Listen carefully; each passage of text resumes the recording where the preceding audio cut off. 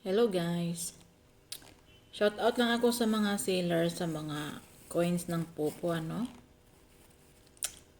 Bago kayo maglo-load ng coins sa mga bibili na magsisend ng mga resibo ko no.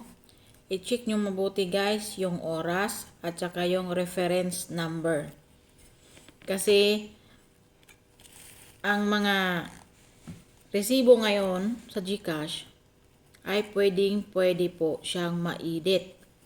Kagaya ng ginawa niya today.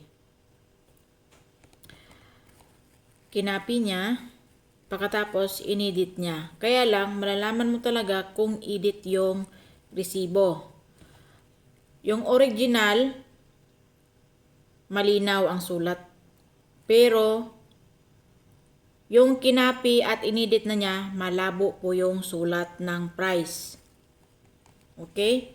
Tsaka, kung walang pumasok ng pera sa GCash nyo, huwag talaga kayong magsisend or maglo-load para hindi kayo ma-scam ng doble.